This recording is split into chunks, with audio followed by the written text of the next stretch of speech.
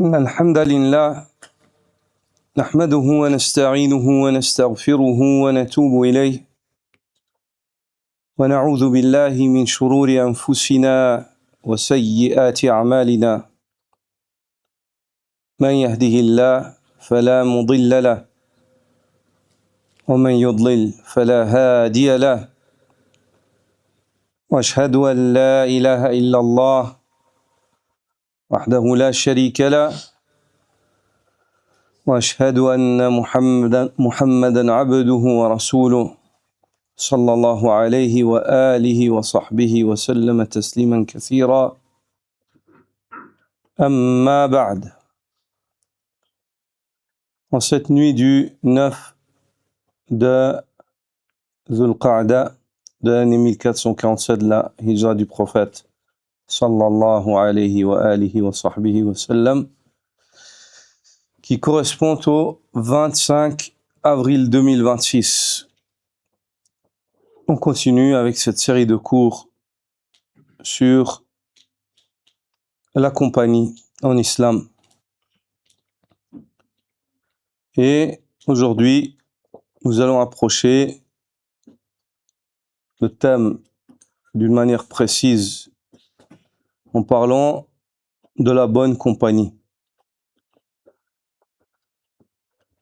Et une fois de plus, cette partie du thème sera précédée aujourd'hui par une introduction à ce sujet, et la semaine prochaine, on continuera, Inch'Allah, en évoquant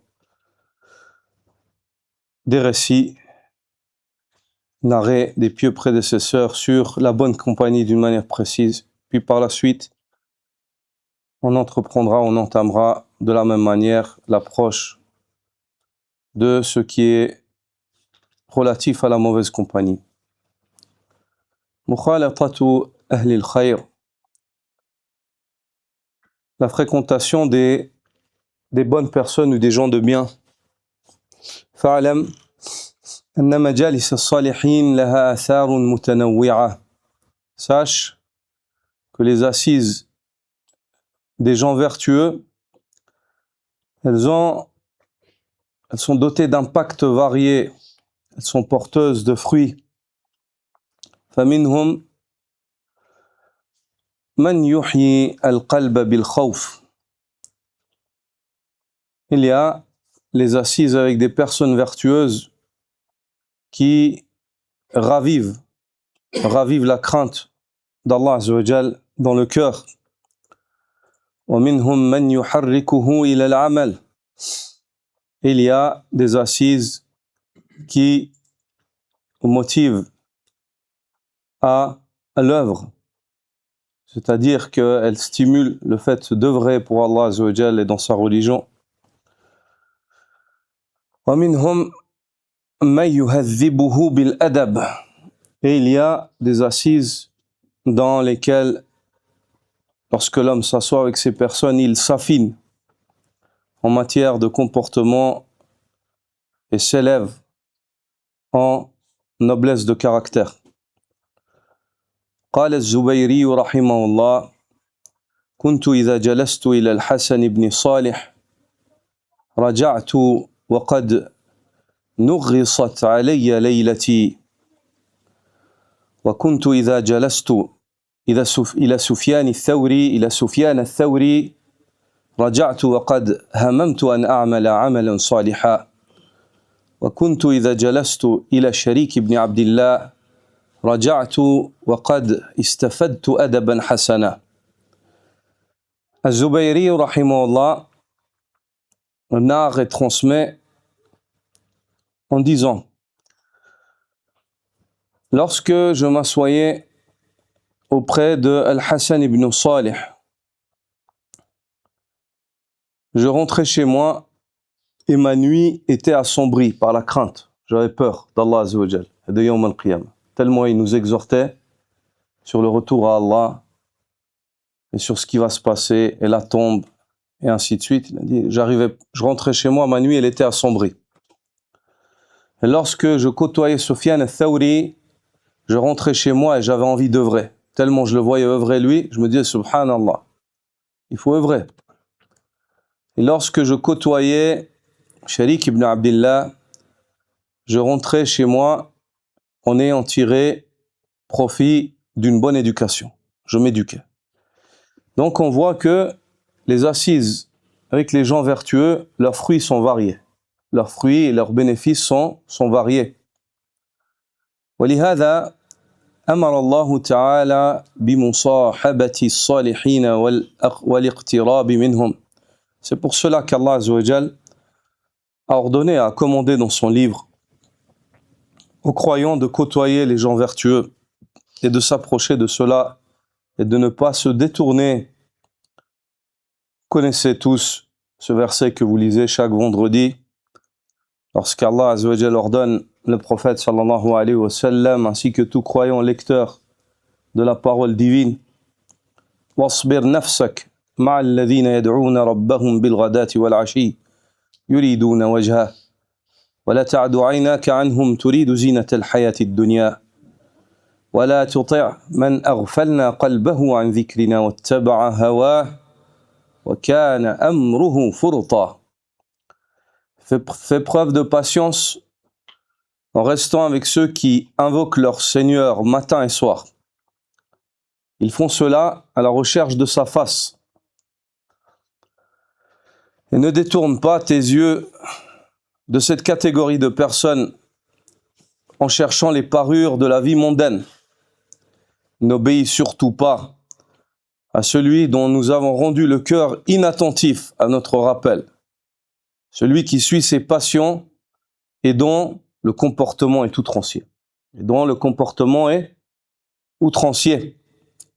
Donc cette ayah est une umda, est une base, un argument par excellence quant au fait que c'est un ordre d'Allah, c'est pas optionnel, c'est un ordre. Si tu dois choisir ta compagnie, tu as l'obligation de rester avec ceux qui obéissent à Allah subhanahu wa ta'ala. C'est un ordre, c'est pas une option. Et on comprend que si l'homme accompagne, donc al-amru lil-wujub illam yusrifhu sarif. La forme impérative dans les textes de la religion, elle oriente vers une obligation dans le statut religieux.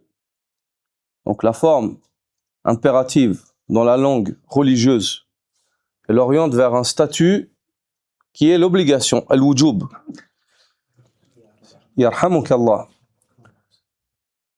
Et ceci, c'est une règle absolue, pour autant que un élément ne vient pas détourner le statut de cette chose qu'on comprend comme obligatoire par la forme impérative et la faire descendre au statut de surérogatoire ou fortement recommandé. Donc, à ce moment-là, il n'y a pas quelque chose qui détourne cela. C'est une obligation. Si tu as le choix de la fréquentation, on a expliqué, nous, que la fréquentation, elle est de catégories. Une fréquentation où tu as le choix entre bon et mauvais. Et une fréquentation où tu n'as pas le choix. Qu'il soit bon ou mauvais, tu es obligé de faire avec. Et de le fréquenter dans un contexte précis. Ça, on a parlé dans les cours passés. On ne va pas revenir dessus. Mais ici, si tu as le choix, tu es responsable. Donc, si tu as le choix et tu choisis des mauvais amis, auprès d'Allah subhanahu wa ta'ala, tu seras questionné pour ton choix. Et si il t'arrive un malheur suite à cela, ou que tu t'égares, tu ne peux t'en prendre qu'à toi-même. Les arguments sont levés contre toi. Donc ce n'est pas une affaire légère. La question de la fréquentation, je pense que vous avez compris avec les cours ou l'introduction au sujet que c'est une affaire qui est très très sérieuse. C'est une affaire qui est très sérieuse. Donc ici, Allah subhanahu wa ta'ala, dans ce verset, ordonne la meilleure des personnes, le prophète Mohammed sallallahu alayhi wa sallam, et sa communauté, par la même occasion aussi, de fréquenter ceux qui évoquent Allah matin et soir, ceux dont la vie elle est axée sur le dhikr d'Allah, le dua d'Allah, l'obéissance à Allah subhanahu wa ta'ala. Et ce qu'il est intéressant de noter ici, c'est que dans l'ayah, on nous a mentionné ce qu'il paraît de la personne, qui est kathratu ad-du'a wa dhikr wa ta'a. Le fait que cette personne-là, elle obéit beaucoup à Allah, du matin jusqu'au soir, toute sa journée, elle est pincée dans l'obéissance à Allah subhanahu wa ta'ala. Mais Allah subhanahu wa ta'ala n'a pas omis de mentionner ou de faire allusion à la aqida de la personne. Yuriduna wajha, fahuwa muwahhid. Ceux qui évoquent ou invoquent leur Seigneur du matin jusqu'au soir à la recherche de sa face, ils sont monothéistes. Ils font cela en tant que monothéistes. Donc ne rentre pas en cela le dhikr de Soufiyya qui peut-être reste du matin jusqu'au soir dans le dhikr d'Allah azza wa jal wa yushrikuna ma'ahu ghayra. Ils donnent des associés à Allah subhanahu wa ta'ala. Ils ne font pas partie de la bonne compagnie qui est visée par cette ayah et Allah n'a pas donné d'ouverture à une mauvaise interprétation ou à l'interprétation des hommes. Yuriduna wajha qayyad, yani bit tawhid. Allah azza wa jal a restreint cela aux monothéistes. Donc tu te dois de fréquenter des adorateurs monothéistes qui sont sur une aqida saine, la aqida d'Ahli Sunnah wal Jama'a. La aqida d'Ahli Sunnah wal Jama'a. Puis Allah subhanahu wa ta'ala, non seulement dans cette ayah, il t'ordonne de rester avec ces personnes-là, mais il t'avertit contre le fait de te détourner d'eux. Il t'avertit contre le fait de te détourner d'eux à la recherche des parures mondaines et il t'interdit d'obéir à ceux dont Allah Azza wa Jal a rendu les cœurs distraits quant à son rappel. Ceux qui sont distraits du rappel d'Allah Azza wa Jal. Ils ne se soucient pas d'évoquer Allah subhanahu wa ta'ala et de l'adorer et dont le comportement est outrancier. Donc cette ayah, elle développe d'une manière excellente et parfaite et comment il n'en serait pas ainsi quand c'est la parole d'Allah subhanahu wa ta'ala. Jalla sha'nu, elle développe d'une manière parfaite la recommandation que l'on peut donner à quelqu'un lorsque on l'oriente vers la recherche de la bonne fréquentation. صاحب من تلتمس منهم الإخلاص والصدق والتقوى قال الله تعالى يا أيها الذين آمنوا اتقوا الله وكونوا مع الصادقين. Fréquente donc celui par le biais duquel tu recherches à t'éduquer en matière de sincérité, en matière de véracité et en matière de piété. Allah subhanahu wa ta'ala dans Surat At-Tawbah dit Ya ayyuhalladhina amanu, ô vous qui avez la foi. Ittaqullah, craignez Allah azza wa jal. Ici, il y a deux points par lesquels commence ou qu'on retrouve dans ce verset-là, qui sont deux clés par excellence de tadabbur al-Qur'an, de la méditation du Qur'an. Et c'est un tadabbur qui est basé sur la compréhension des salafs, des premiers musulmans. Le premier, lorsque tu entends Ya ayyuhalladhina amanu, ô vous qui avez la foi. Chaque fois que tu entends dans le Coran Ya ayyuhalladhina amanu, fais attention à ce qui va suivre. Abdullah ibn Mas'ud radiyallahu ta'ala anhu dit إذا سمعت في كتاب الله يا أيها الذين آمنوا فأرعي لها سمعك. Lorsque tu entends dans le livre d'Allah, ô vous qui avez la foi, tends bien ton oreille à ce qui va suivre. فإما أمر تؤمر به أو نهي تنهى عنه. Car ce qui va suivre, c'est un ordre qu'Allah va t'ordonner ou un interdit, une chose qu'il va t'interdire. إما أمر تؤمر به أو نهي تنهى عنه. Ce qui va suivre, c'est un ordre qu'on te donne ou alors un interdit.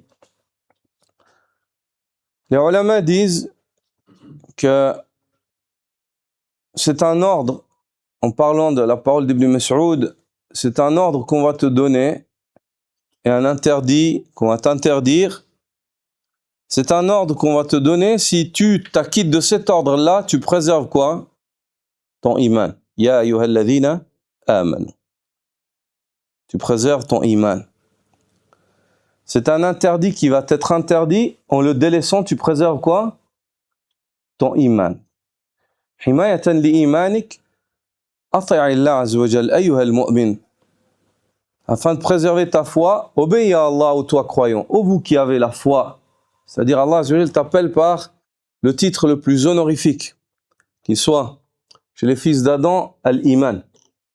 Il t'appelle au nom de ce iman par lequel Allah azza wa jal t'a élevé et sans lequel tu n'as pas de valeur, et sans lequel tu n'as pas de valeur, et sans lequel tu es mort, même si tu vis physiquement parmi les vivants. Tu es mort. Allah azza wa jal a appelé le mécréant mort. Il a appelé le croyant vivant. Yukhrijul hayya min al-mayyit wa yukhrijul mayyita min al-hayy wa yuhyi al-arda ba'da mawtiha. Allah azza wa jal fait sortir le vivant du mort et il fait sortir le mort du vivant. Ibn Abbas a dit, Allah fait sortir le vivant, le croyant du mort, du mécréant. Et il fait sortir le mort du vivant, il fait sortir le mécréant du croyant. C'est-à-dire que l'homme, il est mécréant et tout d'un coup avec la foi, sara hayyan. Avec la foi, Allah lui donne la vie. Ou bien l'homme, il a la foi, puis tout d'un coup il apostasie, qu'Allah nous préserve, il est mort. En fait, il est déjà mort, c'est fini. Sa vie, elle lui sert plus à rien. S'il revient pas au iman. Tant qu'il revient pas au iman, à la vie. Aussi, cette ayah, selon un commentaire des salafs, Allah subhanahu wa ta'ala évoque et rappelle à ses serviteurs qu'il se peut que du croyant surgisse un mécréant dans sa descendance. Et que du mécréant surgisse un croyant. Et ceci, hada amrun mushahad.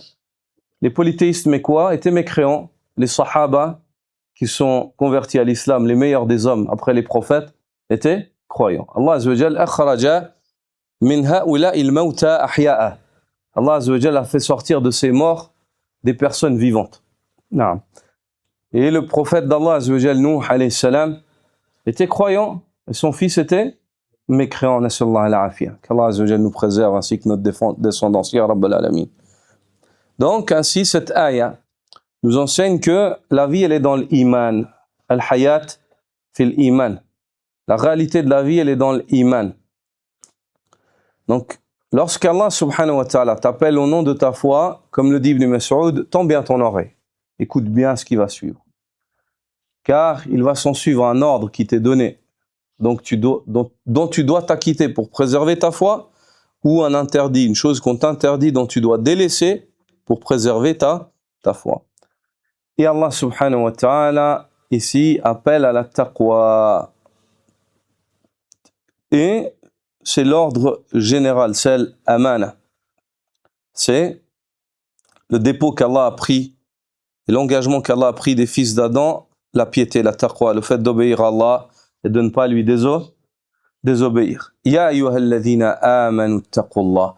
Craignez Allah. Puis ici Allah subhanahu wa ta'ala te précise comment est-ce qu'il veut que tu le craignes. Donc quoi est-ce qu'il veut que tu le craignes? Il veut une chose précise, il attend une chose précise de toi. Kunu ma'as-sadiqin. Soyez du nombre des véridiques, ou parmi les véridiques. Donc ce verset-là, il est incroyable. Quand on le lit sur cette chronologie-là, au début, on nous appelle au nom de la foi, il y a un ordre qui va venir. Cet ordre-là, on pourrait se dire c'est la piété, tout simplement non. C'est la piété, oui, d'une manière générale, mais d'une manière spécifique. Allah Azza wa Jal nous demande de faire preuve de piété dans nos fréquentations. Il nous demande de faire preuve de piété dans le choix de nos fréquentations. Wa kunu ma'as-sadiqin. Et cette ayah, comme l'ont évoqué les salafs, elle a deux commentaires. Kunu ma'as-sadiqin jisman wa kunu ma'as-sadiqin khuluqa. Jisman wa khuluqa. Soyez avec les véridiques, c'est-à-dire avec les véridiques physiquement. Soyez en compagnie de gens véridiques. Et soyez parmi les véridiques physiquement et parmi les véridiques dans vos valeurs. Soyez véridiques vous-même aussi. كونوا صادقين وكونوا مع الصادقين. Ça, c'est la compréhension de l'ayah.